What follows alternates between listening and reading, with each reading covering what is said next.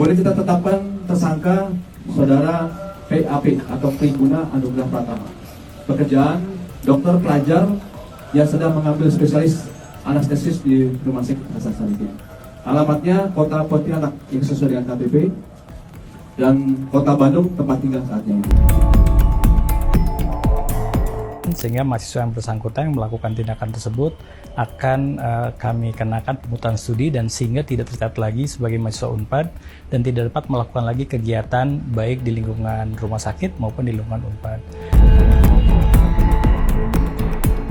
Bahwa ini karena kami di Komisi 8 ingin menyampaikan sekaligus juga mensosialisasikan bahwa di dalam Undang-Undang TPKS itu tidak dimungkinkan adanya jalan damai untuk kaitannya dengan kasus-kasus seperti ini.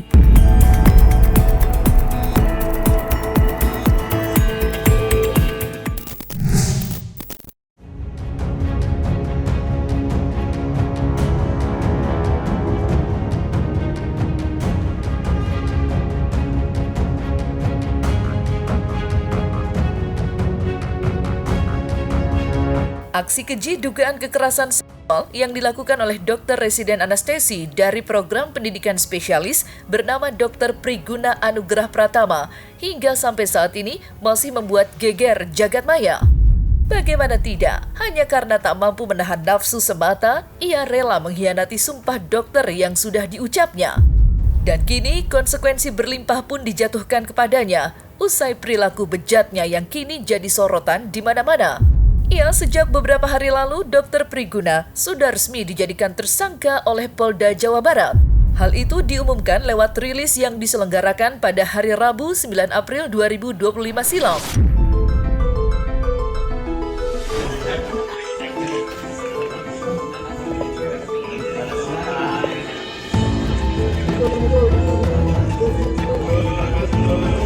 Boleh kita tetapkan tersangka Saudara PAP atau Priguna Anugrah Pratama. Pekerjaan dokter pelajar yang sedang mengambil spesialis anestesis di Rumah Sakit Hasan Sadikin. Alamatnya Kota Pontianak yang sesuai dengan KTP dan Kota Bandung tempat tinggal saatnya ini. Kemudian korban atas nama inisial Saudari FH, pekerjaan karyawan swasta. Modus tersangka PAP yaitu melakukan pengecekan darah terhadap keluarga pasien, yang mana korban merupakan anak dari salah satu pasien yang dirawat di Rumah Sakit Hasan Sadikin. Tersangka PAP meminta korban FH untuk diambil darah dan membawa korban dari ruang IGD ke gedung MCHC lantai 7 Rumah Sakit Hasan Sadikin. Dan TKP yang terjadi dan akibat dari dugaan tidak pidana kekerasan, korban FH merasakan sakit di bagian tertentu. Uraian singkat kejadian pada tanggal 18 Maret tahun 2025 sekitar pukul 01 WIB, tersangka meminta korban untuk diambil darah dan membawa korban dari ruang IGD ke gedung MCHC lantai 7 pada pukul 01 WIB. Jadi jam 1 dini hari ini. Dan meminta korban untuk tidak ditemani oleh adiknya. Dan setelah sampai di ruang nomor 711, tersangka meminta korban untuk mengganti pakaian dengan baju operasi warna hijau dan meminta korban untuk melepas baju dan celananya. Tersangka memasukkan jarum ke bagian tangan kiri dan tangan korban kurang lebih 15 kali. Percobaan kemudian menghubungkan jarum tersebut ke selang infus. Setelah itu tersangka menyuntikkan cairan bening ke selang infus tersebut dan beberapa menit kemudian korban merasakan pusing lalu tidak sadarkan diri. Setelah tersadar, korban diminta untuk berganti pakaian kembali dan diantar sampai lantai 1 di gedung MCHC. Selain resmi dijadikan tersangka, Dr. Priguna juga diberikan sanksi berat dari Universitas Padjadjaran tempat dirinya menimba ilmu sebagai dokter spesialis anestesi, di mana Universitas Padjadjaran resmi melakukan pengurusan studi sehingga Dr. Priguna sudah tidak lagi diakui sebagai mahasiswa Universitas Padjadjaran. Keputusan ini diumumkan sendiri oleh Profesor Arif Syamsul Aksan Kartasasmita selaku Rektor Universitas Padjadjaran beberapa waktu yang lalu. Dalam hal ini tentu masa prihatin terhadap kasus ini Dan secara umum Unpad tidak akan mentolerir segala macam bentuk pelanggaran hukum dan pelanggaran norma yang ada di Dinas Pelajaran. Kita lembaga pendidikan tentu kita tidak akan sama sekali memberikan ruang bagi terjadinya pelanggaran-pelanggaran berkait dengan apa yang dilakukan oleh mahasiswa, baik di tempat kerja, di tempat praktek, maupun di lingkungan Unpad secara umum. Sehingga kebijakan ke depan yang pertama tentu kami akan segera melakukan tindak lanjut dalam bentuk pemutusan studi bagi yang bersangkutan, karena yang bersangkutan sudah terindikasi dan terbukti walaupun belum dinyatakan oleh pengadilan sudah melakukan tindak pidana, sehingga kami akan segera mengeluarkan dan ada aturan internal di Unpad yang menyatakan bahwa setiap mahasiswa, dosen maupun karyawan yang melakukan tindakan pidana akan kami berikan sanksi sesuai dengan peraturan yang berlaku. Dan ini akan segera efektif kita keluarkan sehingga mahasiswa yang bersangkutan yang melakukan tindakan tersebut akan kami kenakan pemutusan studi dan sehingga tidak tercatat lagi sebagai mahasiswa Unpad dan tidak dapat melakukan lagi kegiatan baik di lingkungan rumah sakit maupun di lingkungan Unpad.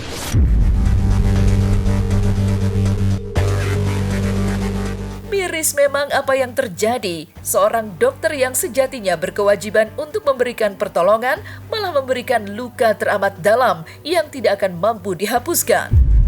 Hal itulah yang akhirnya mendorong Atalia Praratya selaku anggota Komisi 8 DPR RI sekaligus wanita dari Jawa Barat untuk turun tangan langsung. Lewat unggahan media sosial, ia pun menyuarakan dorongan-dorongan yang dapat diambil oleh pihak berwajib. Tidak boleh ada lagi ruang aman yang justru berubah jadi tempat yang membahayakan, karena menjaga martabat dan keselamatan korban adalah tanggung jawab kita semua. Tulis Atalia Praratya. Tidak hanya itu, Atalia Praratya pun sudah berkunjung langsung menemui korban dan keluarga. Dan di sana, wanita yang akrab disapa Ibu Cinta itu pun mendengarkan luapan kesedihan korban dan keluarga yang sungguh memilukan.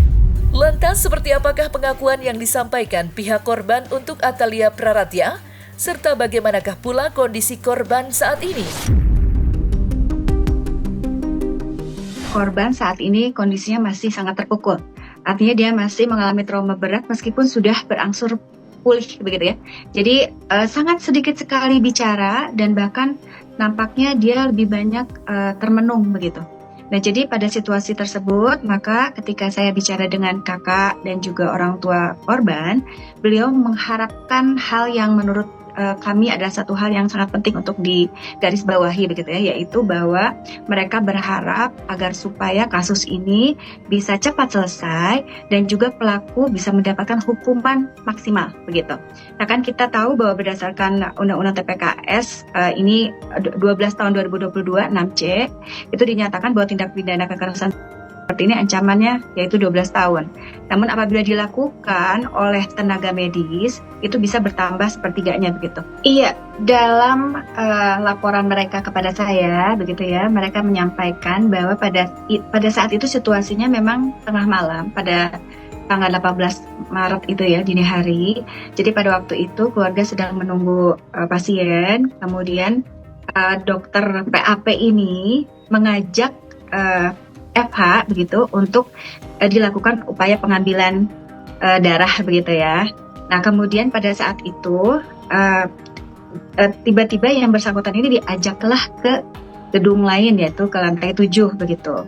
Ini gedung baru dan pada waktu itu memang saya menanyakan ini CCTV-nya gimana, jalan nggak jalan begitu. Tetapi apa yang terjadi ternyata tidak ada mungkin upaya-upaya lain dari security pada waktu itu. Saya tidak tahu apakah security-nya memantau atau tidak, tetapi tidak ada warning begitu ya dari security ketika yang bersangkutan masuk ke dalam ruangan berdua saja begitu. Nah, pada waktu itu dia kemudian dimasukkan jarum ke dalam tubuhnya dan itu sampai 15 kali. Yang ke-16 kali baru berhasil gitu. Hasil tiba-tiba kemudian dia hilang ingatan dan sekitar sebelum subuh gitu. Itu mereka mengatakan bahwa ini di bulan Ramadan kan. Jadi sebelum sahur itu korban kemudian datang kepada keluarganya, terus dia menyampaikan kok pusing ini kepalanya gitu. Kemudian ditanya kenapa kamu lama sekali, karena di tengah malam itu keluarga mencari sampai kakaknya pun yang di rumah dihubungi begitu. Nah, setelah itu pagi-pagi itu subuh itu kemudian kakaknya mengatakan, karena ini kebetulan ada kakaknya dan juga ada iparnya. Iparnya ini laki-laki, jadi semua anak dari si ibu ini adalah perempuan gitu. Mengatakan kepada korban begitu ya, coba kamu ke toilet, kamu ini dulu buang air kecil dulu ya.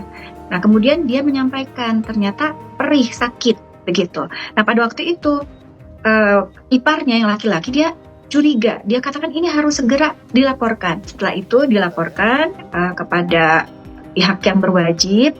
Namun awal ini masih agak lambat begitu. Nah, tapi kemudian ketika dilaporkan kepada Polda, ini Masya Allah, terima kasih banyak kepada Polda. Ini sangat, mereka menyampaikan apresiasinya begitu sangat cepat sekali begitu. Jadi pihak rumah sakit mendampingi keluarga korban begitu untuk melaporkan, itu cepat sekali. Jadi di sore itu penyidik langsung datang, kemudian juga melakukan berbagai hal ya, termasuk pengambilan sampel dan juga alat bukti begitu ya. Nah, dari situ kemudian prosesnya cepat. Tanggal 23 pelaku sudah ditangkap. Mirisnya lagi, kasus ini justru berkembang pelik. Pasalnya, telah muncul sebuah isu yang menyebut bahwa pihak kuasa hukum korban sempat memberikan ajakan perdamaian dari pelaku ke keluarga korban. Entah apa yang membuatnya mengambil langkah itu. Namun untungnya, Atalia Praratya selaku anggota Komisi 8 DPR RI sudah memberikan penegasan bahwa terkait kasus ini, jalan damai tidak akan mungkin untuk ditempuh. Sesuai dengan apa yang diatur dalam Pasal 23 Undang-Undang Nomor 12 Tahun 2022. Iya, jadi beberapa waktu yang lalu dari pihak kuasa hukum sebelumnya memberikan lembaran kertas kepada keluarga, begitu ya, isinya diantaranya adalah terkait dengan upaya damai, sehingga tidak akan intinya tidak akan melanjutkan pada proses-proses berikutnya seperti itu. Dan pada waktu itu karena ketidaktahuan, jadi kuasa hukum sebelumnya ini dua kaki gitu, dia berada di pihak pelaku dan juga pihak korban. Nah, sehingga pada waktu itu karena mereka tidak paham, maka mereka menandatangani begitu. Lalu kemudian ketika kasus ini bergulir dan muncul ke permukaan, mereka menyadari bahwa sesungguhnya ada hak-hak yang diabaikan, begitu ya, terkait dengan korban ini, dan mereka berharap oleh karenanya agar kasus ini bisa selesai dengan cepat dan juga maksimal dari hukuman bisa diberikan kepada pelaku. Karena kami di Komisi 8 ingin menyampaikan sekaligus juga mensosialisasikan bahwa di dalam Undang-Undang TPKS itu tidak dimungkinkan adanya jalan damai untuk kaitannya dengan kasus-kasus seperti ini. Jadi untuk ini berdasarkan Undang-Undang Nomor 12 Tahun 2022, mohon maaf, Pasal 23. Jadi tidak ada dimungkinkannya terkait dengan jalan damai di luar proses peradilan. Jadi saya kira ini sudah clear, dan saat ini korban sudah didampingi oleh kuasa hukumnya dari Jabar Bantuan Hukum. Tidak berhenti sampai di situ saja dugaan kekeliruan yang ditemukan oleh Atalia Praratya dalam langkah dari mantan kuasa hukum korban. Lantaran sang mantan kuasa hukum sempat mengunggah data pribadi dari korban yang belum disensor. Alhasil, polemik baru pun muncul serta membuat kondisi korban semakin pilu. Mengingat begitu banyaknya pesan yang dikirimkan kepadanya. Lantas, seperti apa penjelasan Atalia terkait hal itu? Dan pada waktu itu sudah diumumkan juga oleh kuasa hukum sebelumnya. Kemudian dia menunjukkan fotonya di media sosial, dan kemudian ini menjadi polemik juga begitu, karena ternyata dia lupa untuk memblur tulisannya begitu ya, sehingga saat ini korban mendapatkan kesulitan lagi karena banyak yang mengakses ya. Jadi karena tadi dia tidak diblur gitu ya, surat yang ditunjukkan oleh kuasa hukum sebelumnya itu, maka sekarang korban itu mendapatkan banyak sekali pesan masuk. Sesungguhnya saya hadir itu adalah atas permintaan mereka. Jadi mereka minta saya untuk hadir dan membantu dalam kaitannya dengan pendampingan hukum mereka begitu ya.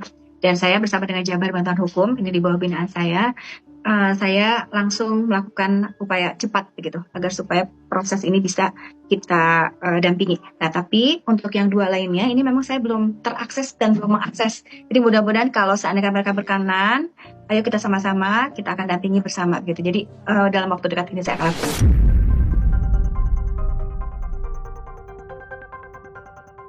Keterlibatan langsung Atalia Praratya dalam penanganan kasus dugaan kekerasan seksual yang dilakukan Dr. Priguna Anugrah Pratama memang begitu disorot oleh masyarakat. Apalagi dalam kurun waktu yang bersamaan, Atalia Praratya juga tengah dilanda pemberitaan kurang enak terkait keluarga, khususnya sang suami, yakni mantan Gubernur Jawa Barat, Ridwan Kamil. Ya, seperti diketahui, pria yang akrab dikenal dengan sebutan Kang Emil itu tengah tersandung polemik dugaan perselingkuhan dengan seorang mantan model majalah dewasa bernama Lisa Mariana. Dan hingga sampai saat ini pun Atalia belum memberikan pernyataan resmi apa-apa terkait hal itu. Menariknya, hal ini mendapat sorotan dari pengacara senior sekaligus rekan Ridwan Kamil, yakni Hotman Paris Hutapea. Ia bahkan memberikan sebuah dukungan dan pesan kepada Atalia lewat sosial media. Lantas, seperti apa pesan Hotman untuk Atalia? Halo, pesan Hotman kepada istrinya RK, ibu cantik. Ibu yang baik, yang cantik, kamu harus tabah. Kamu harus bertahan. Jangan melakukan tindakan apapun. Tetaplah dampingi suamimu.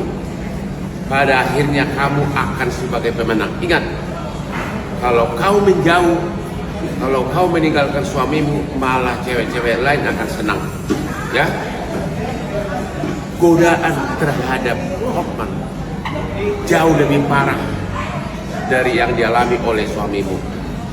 Puluhan wanita cantik, bahkan bintang film, artis pernah dekat sama Hotman. Tapi apa yang terjadi? Istri saya selalu dengan tenang menghadapinya, dan akhirnya istri saya sebagai pemenang. Ya, jadi pada saat situasi seperti ini, untuk semua istri saya, pada saat situasi seperti ini, jangan paksa suamimu memilih. Temanin dia, sediakan sarapannya, lap kaos sepatunya bila perlu, tunjukkan bahwa kamu itu tetap sayang sama dia. Akhirnya kamu pasti akan sebagai pemenang. Istri Hotman Paris, notaris PPAT Agustian Marbun, akhirnya sebagai pemenang dengan punya suami yang sangat glamor, sangat sukses, digemari oleh jutaan wanita, bukan ribuan. Dan juga karena kerjanya bebas sebebas-bebasnya. Tapi akhirnya tetap istri saya sebagai pemenang. Oke? Kepada semua istri saya, bertahan, tetap jaga suamimu. Jangan mau, dan jangan biarkan cewek lain jadi pemenang.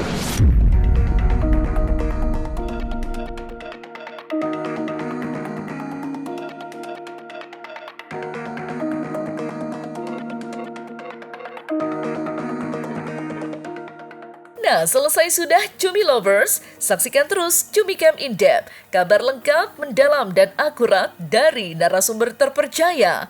Dan jangan lupa untuk like, subscribe, dan juga share channel YouTube Cumi Cumi.